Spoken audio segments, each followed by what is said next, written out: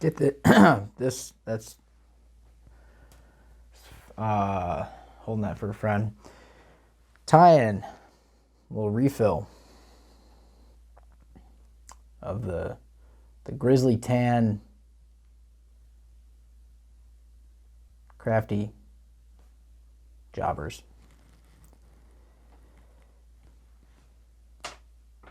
Kind of a Ganga, I mean, the dungeony peanut platform. It's an articulated bugger. And before I put my chair back up, a couple things. Grizzly whiting American saddle. This is the top part, and I was using the big pieces, you know, these uniform 6-7 inch real nice feathers for musky bugs or big trout flies. And then when you get up into the schloppen, like all this stuff, you know, when you get up into the schloppen, these feathers, you know, from here up, it's a great webby, thick palmerine with nice long webby fibers. Are they called fibers on feathers? I don't know if I'm feeling stupid or if I actually don't know that. When you get up into here, these bases are great tails. So if you just figure out where that chickaboo kind of stops right there, and then take the feather down to where that is.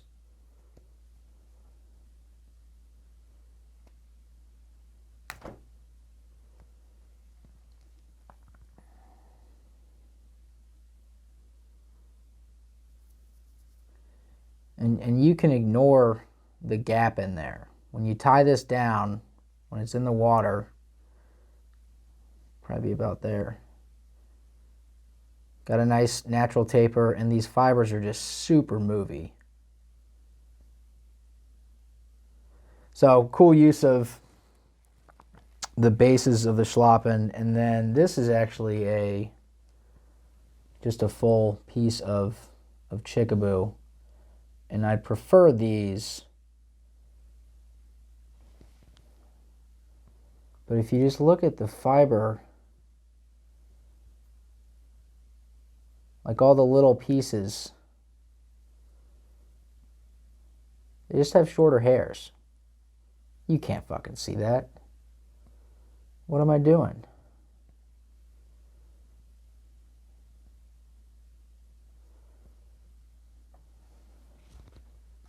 How long will I do this? Whatever. They're both great options. Another option is to get some of that webby stuff and up here in these big pieces, kind of just use that 1.5 inch as an accent. It really makes a difference when you're layering over a solid color. It changes it from, and this, I mean, I can't tell you how many fish this, and some really nice fish too. And it's about 5 inches, a little under 5. And this tail, I've been going shorter on the tail, and it tightens that back wobble up and allows that back hook to move a little more.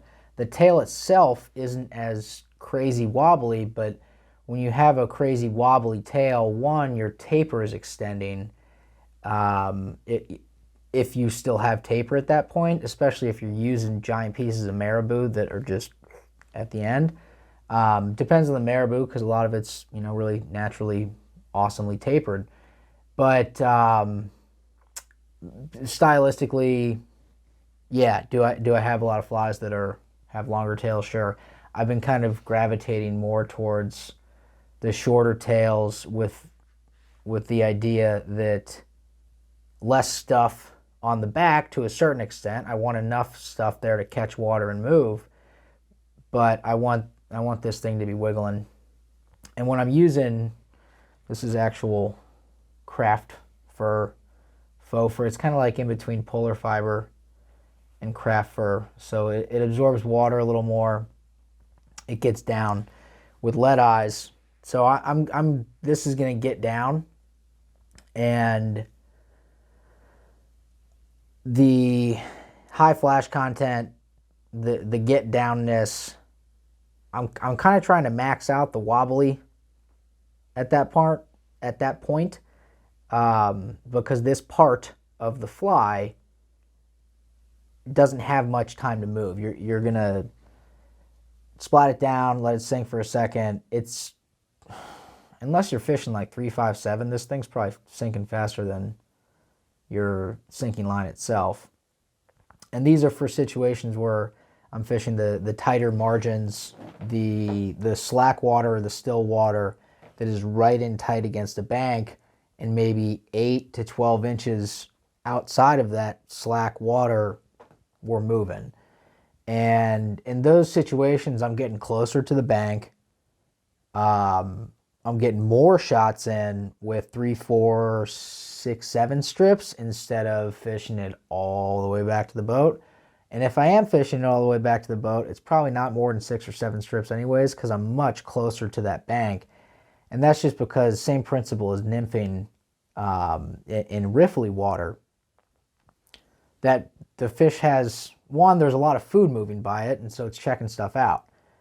They're next to the buffet line. They're in a little pocket in front of a boulder or whatever.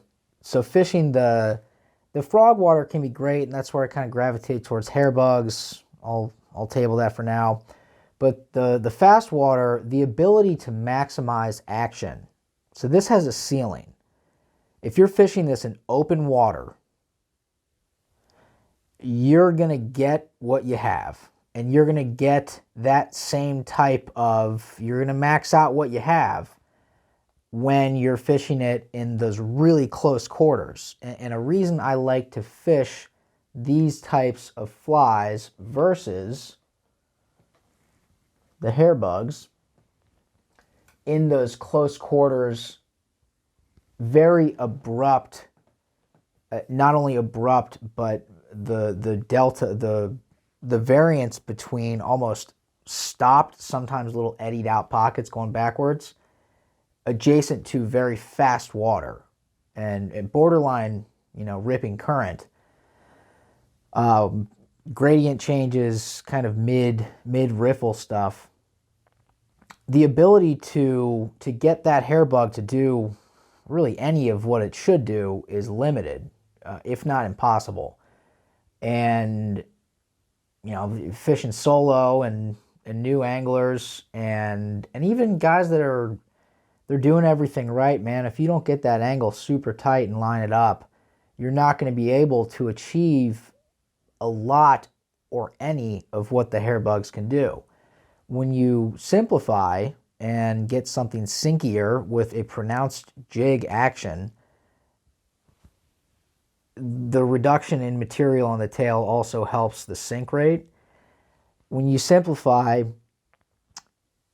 you're losing your top end, but the question is, how can I maximize the presentation I want? How can I best deliver the presentation I want?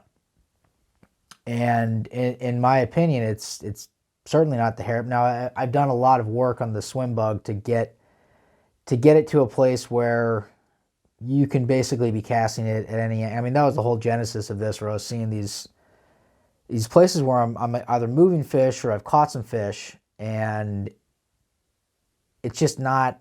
It's really hard to get a fly to act in a way that's going to elicit and eat in those tight quarters.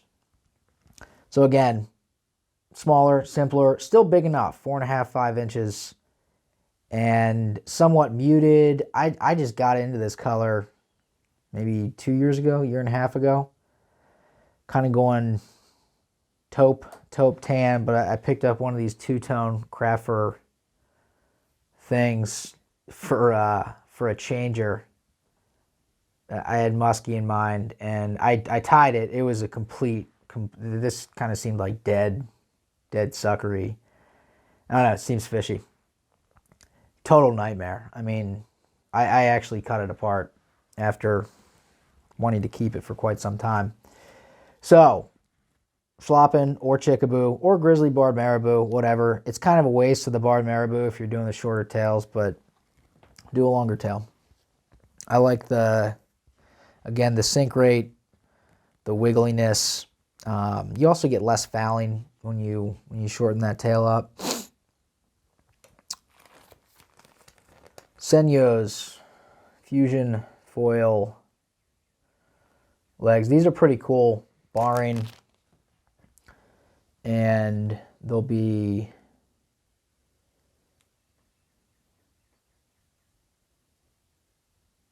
I'm going to end up becoming okay at this whole deal. We're not there yet.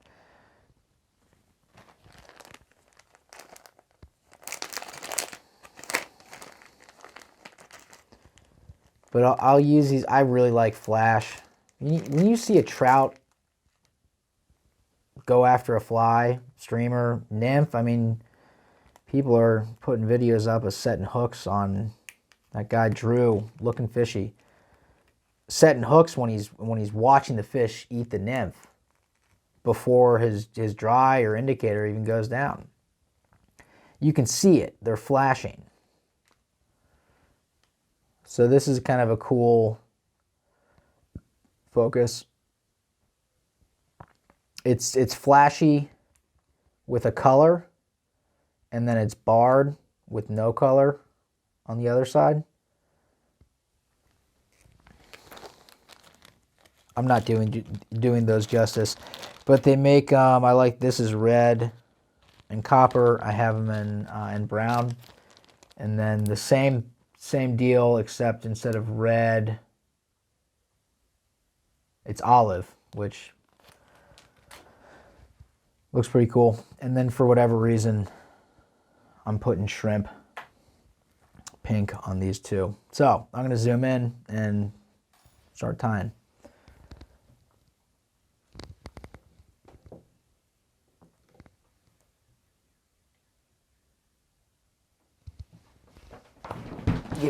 Get my chair up like a big boy.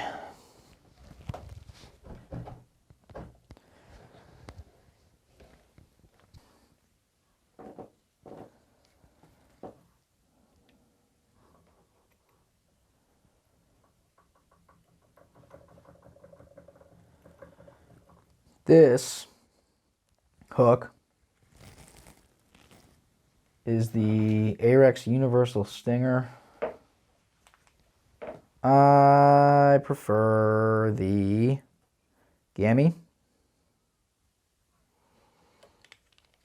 B10S size 4 or the Daiichi 2461 size 2. Just because I've had some, could have been a bad batch, not gonna lie. Had some breakage issues. Crimping the barbs. Hook would just snap off.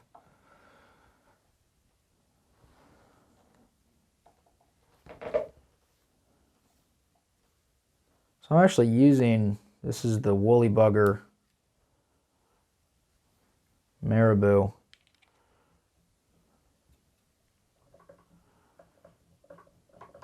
About a shank length.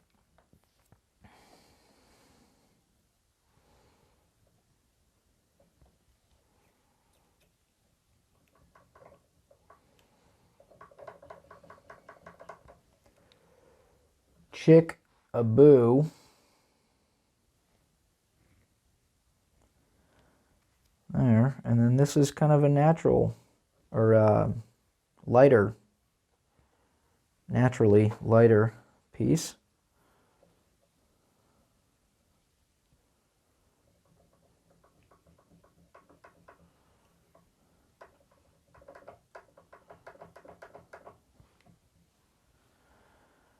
Some dyed slopping.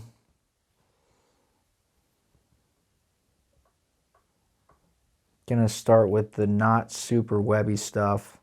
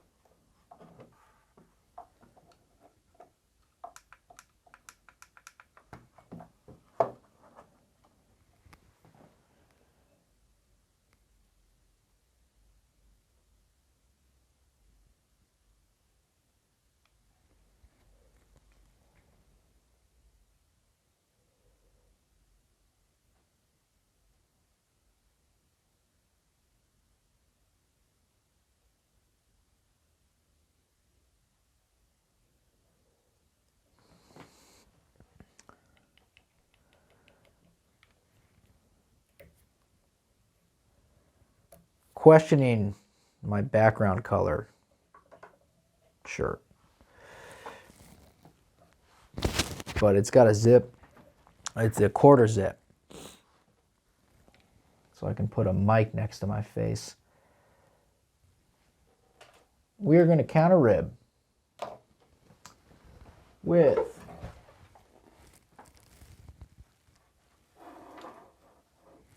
what do I want to use?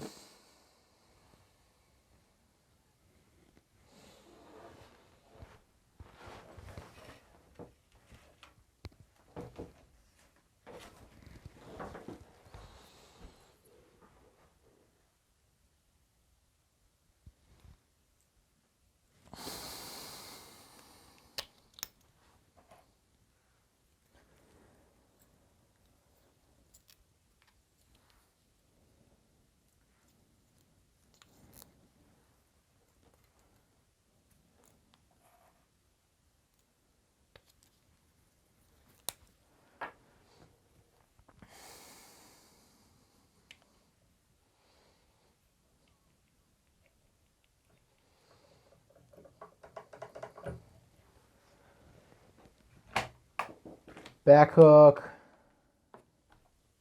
Sometimes I'll, both hooks, but right now we're going to do some tan and pheasant tail. It's called. The color is pheasant tail. And then, of course, matchy, some shrimp pink.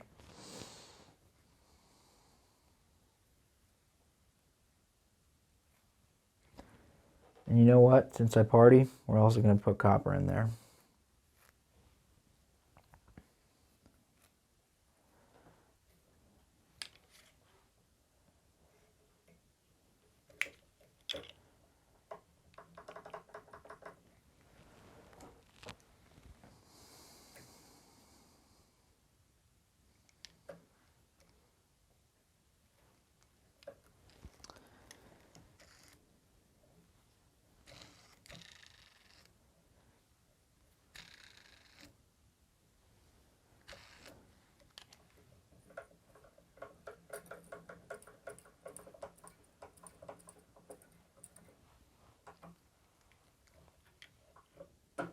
I generally don't do legs on the back.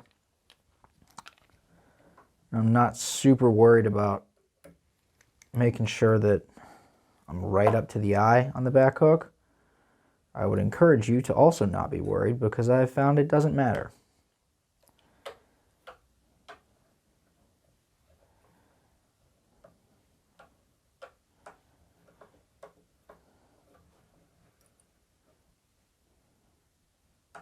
Come on now. Come on now.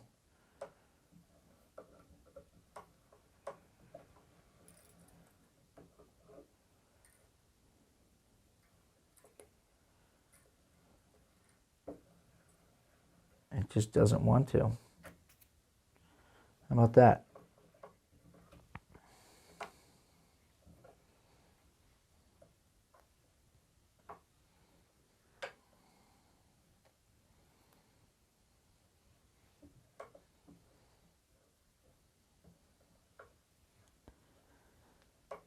Not really looking for a lot of bulk, so since that wasn't cooperating with me, I just ripped off one of the sides and then gave that stem a little bit of a twist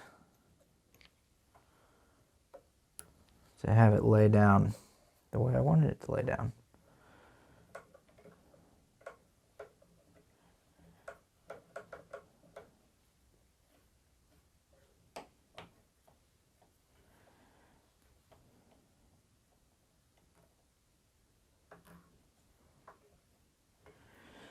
And one of the greatest things that you can do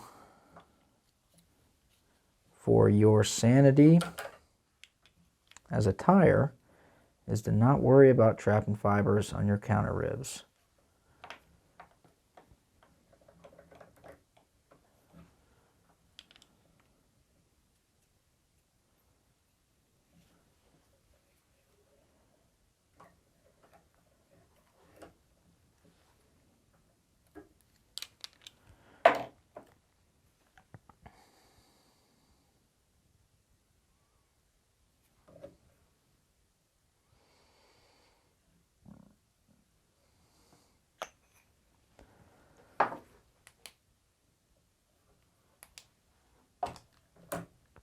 Front hook, Arex, Universal, Stinger. Well, why are you using them? Because I have a bunch of them and they do catch fish, and it's not all of them that have that, whatever's going on with the hook.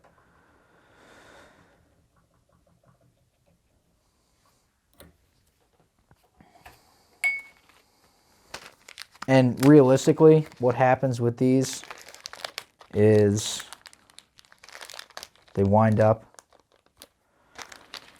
in a tree or at the bottom of the river. So tying with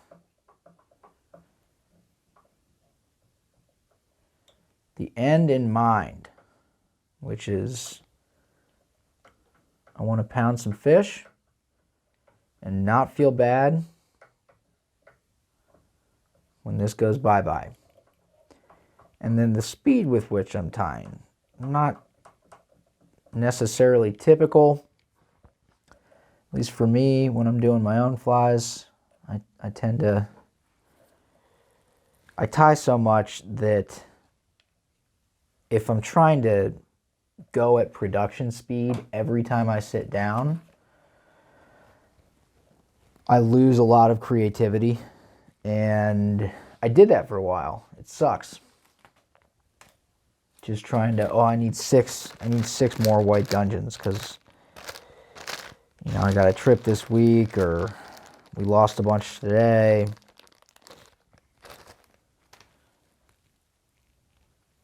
But these guys, I've just tied so many, and I know what I like and what I do not. And this is fully a fishing fly. And I'm sure anyone watching this has seen a number of other videos about an articulated bugger platform. So, I'm not going to spend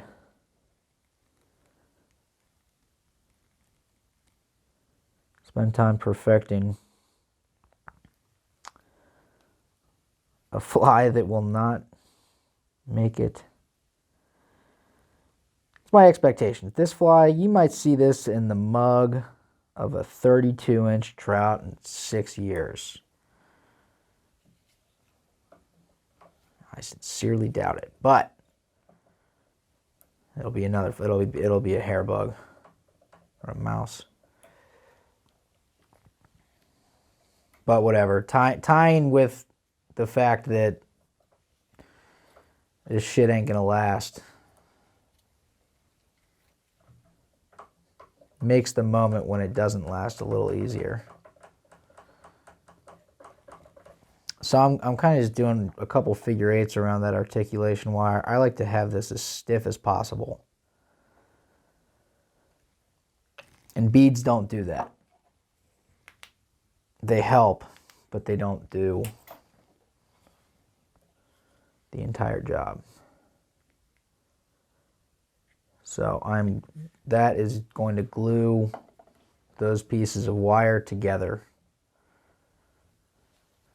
Not concerned about this thing being, I don't want the articulation point wiggly. I want the thing on the back to be wiggly. And I don't want this fouling up. I don't care how good a fly looks. If it's fouling up, it's coming off the end of my leader or someone else's leader. Client, friend. You can't catch a fish if you ain't fishing.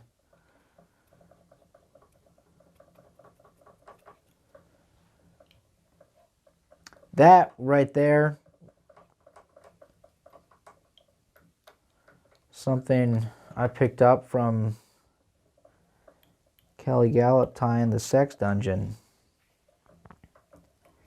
Also something that I experimented with not doing. Same with counter ribbing. Two things that for a while, saving time, whatever it was, thinking that maybe it wasn't necessary, but let's see.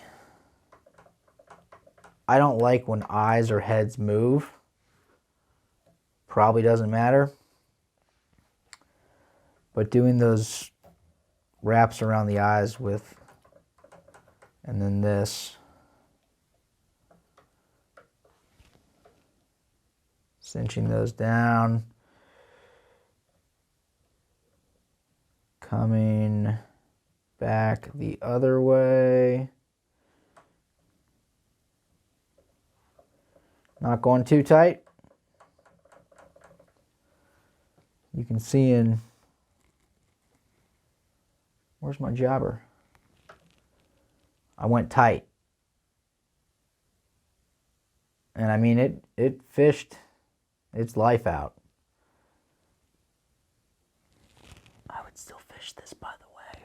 I've had a number of clients express some distaste or displeasure or disapproval with fishing a fly with one hook. That is a story for another day. But yeah, those eyes caved in because I put too much pressure pulling them together.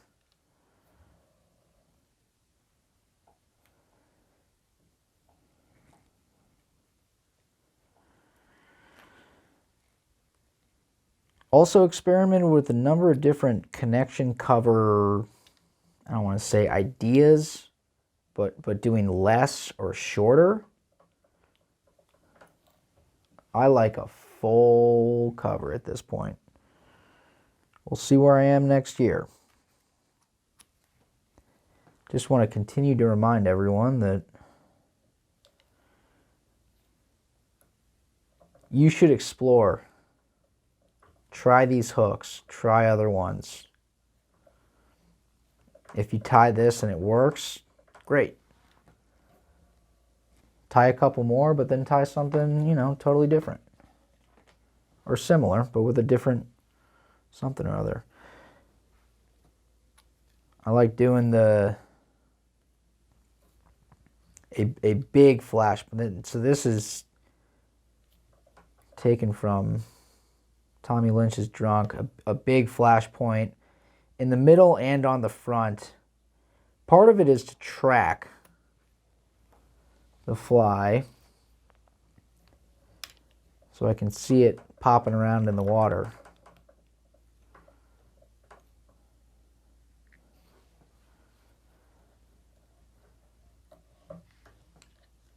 And then I do think it adds another type of trigger. All right, since that last palmering went to shit real fast, we're gonna do a good old fashioned. That wire's not gonna move after you cinch it down with GSP.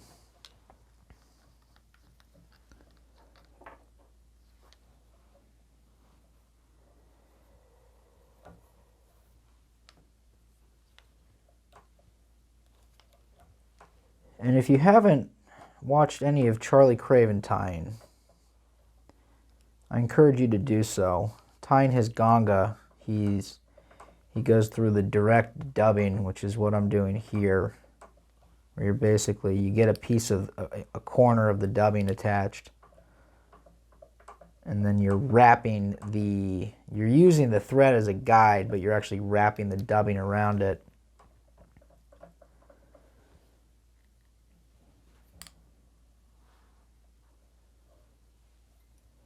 In this specific platform, and with the amount of dubbing I'm using, that stuff is going to, well, I'm going to brush it out, and then there's going to be so much slopping on here in a second with big webby fibers that whether I do this or a dubbing loop, it's probably going to come out in the wash.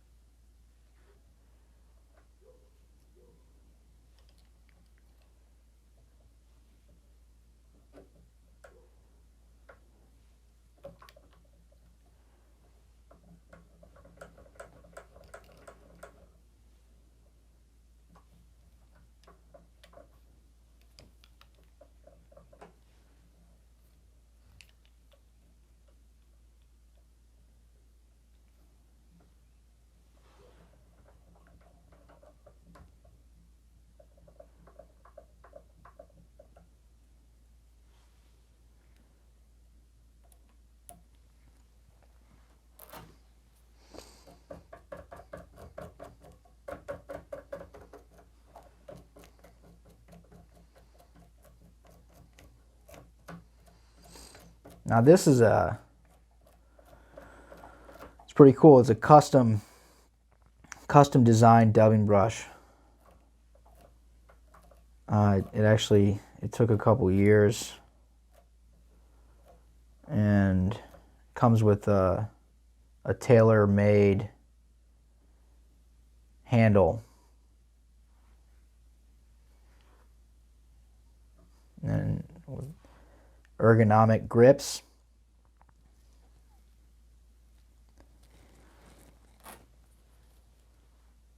These are from the hardware. I cut this one off with scissors, and then I didn't to this one. And I put some Velcro on them. And I have, I guess that's female Velcro. I'm not sure how that feels. The soft side of Velcro is on the back of them, and I have the prickly side of the Velcro on the side of my table.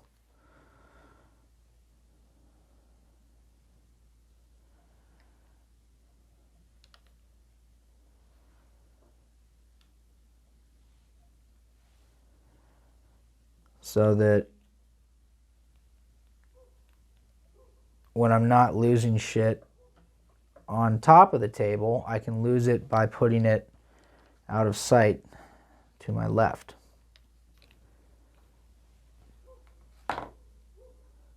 Now this is something I've become a fan of.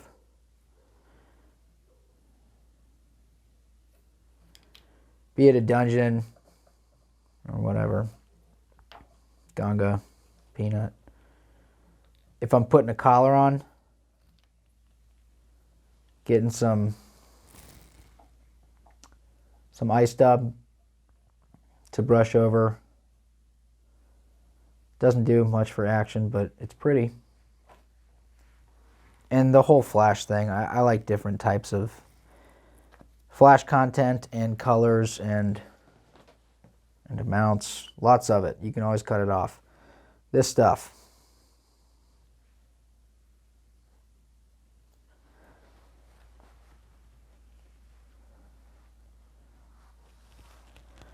Now, since this is not by any means select craft fur, it's pretty short.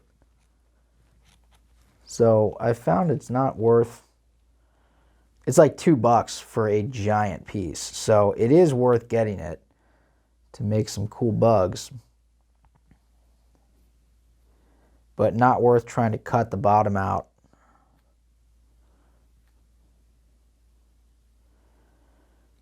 And then just make the wing out of the top, even though I'm taking some of it out right now. I'm just going to comb it out, save myself from myself.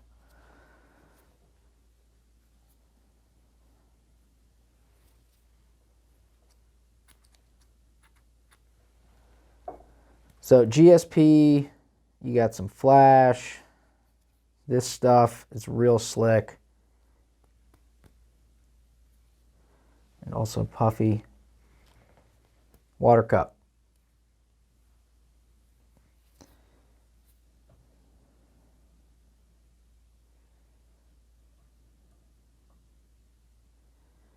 There's not really a giant overarching rule about how far back your wing or how thick it is.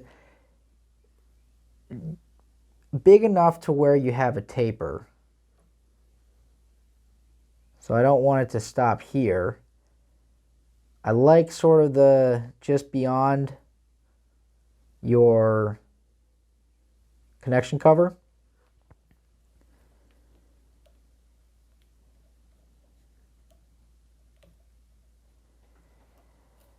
I do think there's something with the opacity of craft. Sorry if the word opacity triggers you.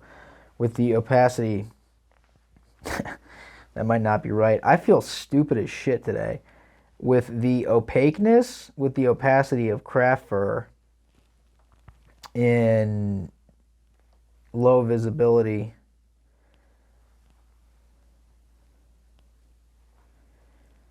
it isn't, it's not like bucktail creating the illusion of, it is bulk. It is something, and it blocks, when it's wet, it blocks all light.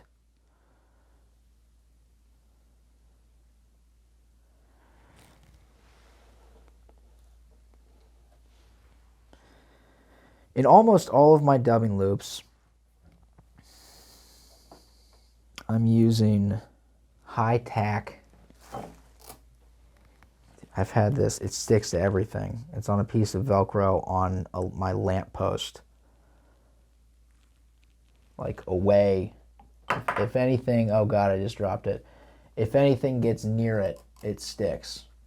So I put a little bit on the inside of the C-clamp on my vise. And it kind of just has a sticky layer on the C-clamp. That feather was stuck. So using GSP especially, and with craft fur.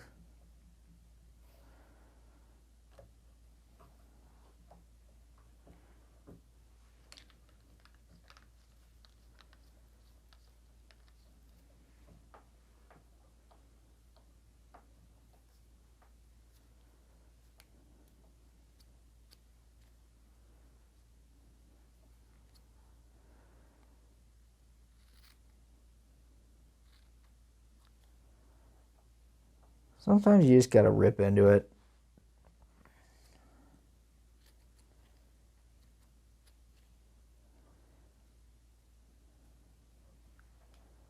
And there's some of this like under fur. This is where, I'll put Krennic into the head.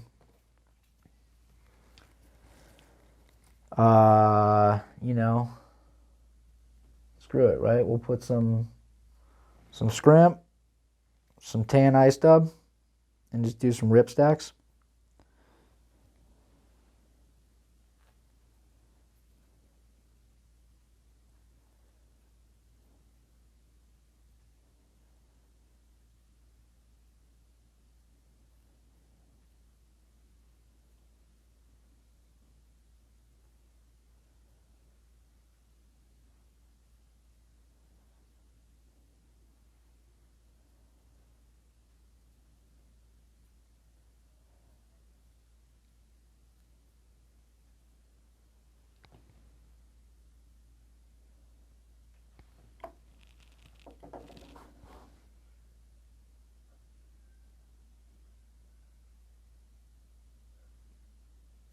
don't know if that's a kid playing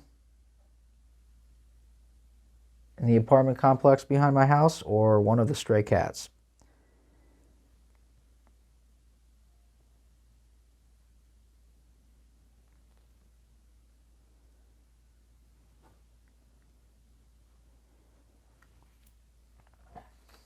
You're going to lose some of this.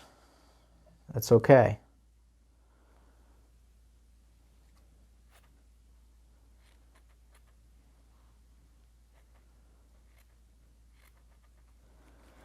After you put it in, I like to give it that cut. When you have fibers going every which way, you don't know which ones you've trapped or which ones are just hanging in there from tension. But giving it that cut, having them all orient straight, very helpful when doing this with a tanglier material like strung fuzz.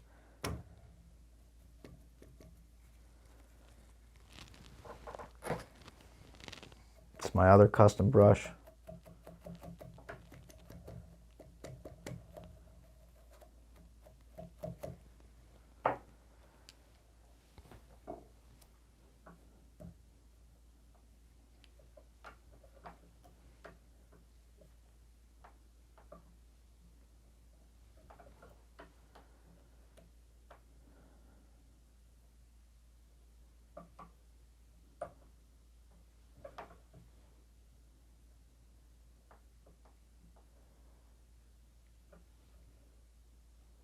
Two in the back, around front. You can do a figure 8 here.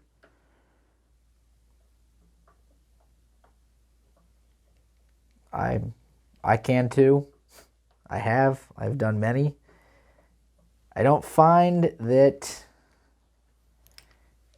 it really does much. I'll do a little more. A scotch more.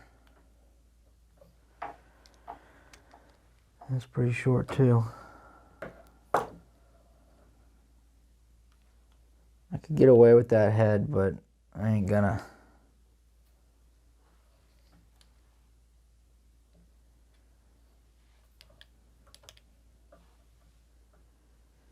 Dude, this hook,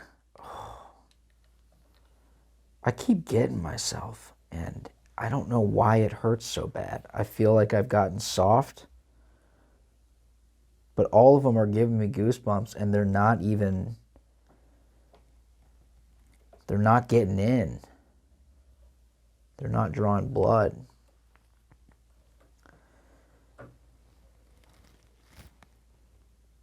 Just fucking soft.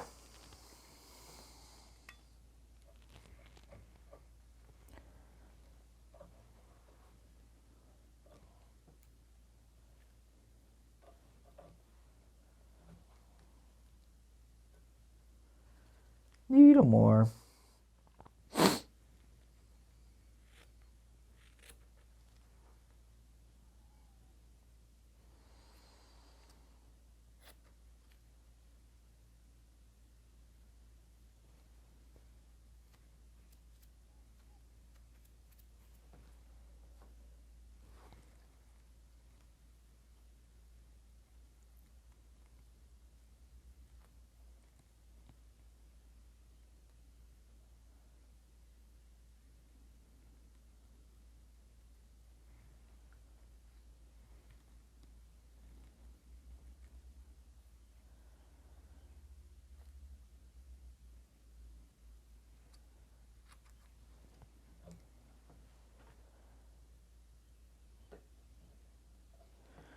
Craft Fur, GSP need relationship counseling.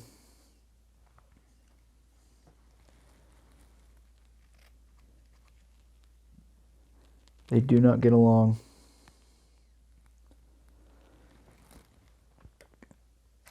Is High Tax Swax their counselor? I don't know.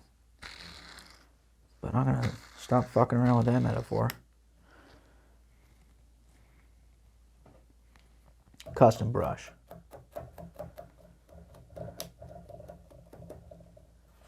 it cracks me up that the products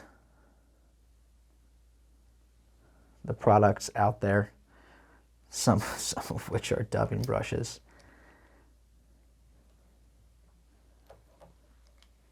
I can't tell you how many flies I have tied and used those two. Those are over,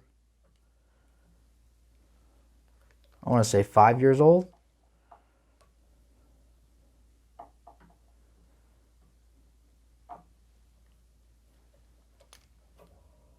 My number one bodkin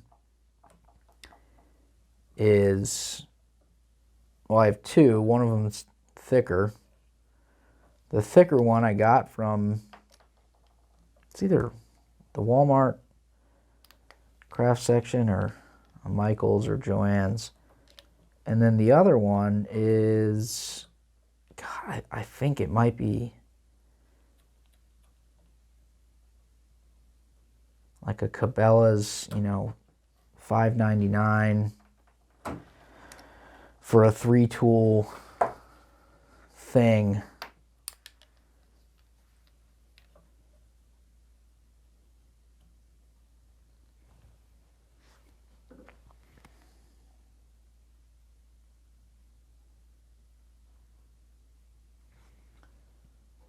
That's the thick one. This guy. Been through hell and back.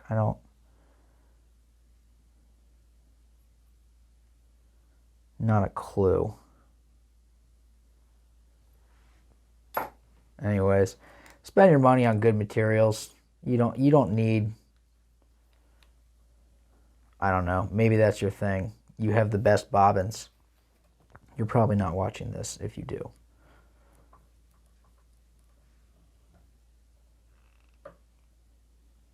If you are,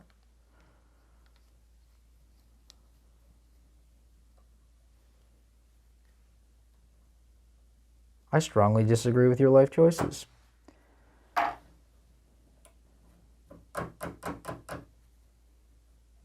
This thing becomes a sock if you don't trim.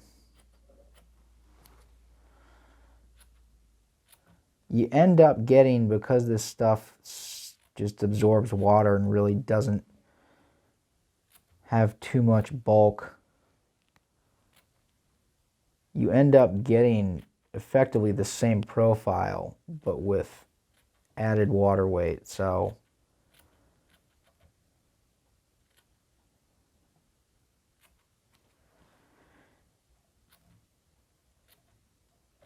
leave it scraggly or don't. I'm kind of a don't tire angler.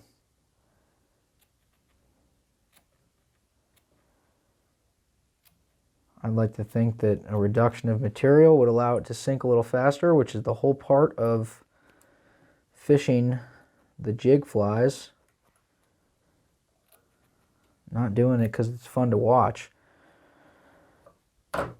So if I can maximize whatever it is that I'm trying to achieve, I'm going to do things that facilitate that goal.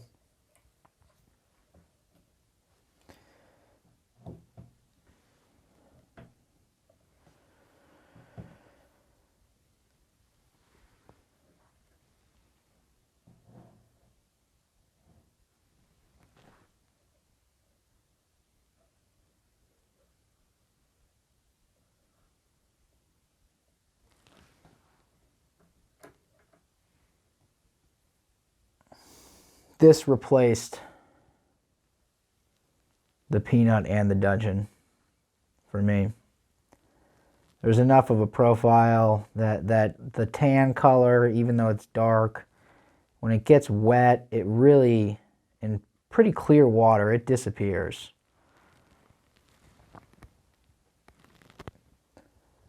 Where are we at?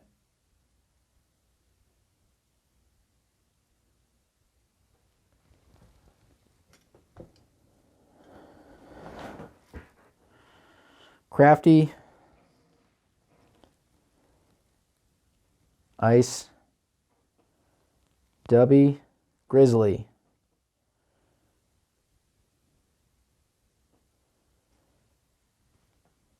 Jobber.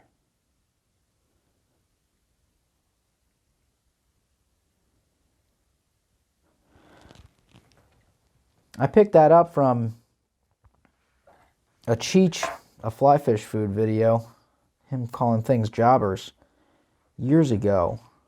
I haven't been watching as many now. And that phrase to describe a fly you don't have a name for has stuck with me. Get in frame for years. Tie it. Go catch some fish.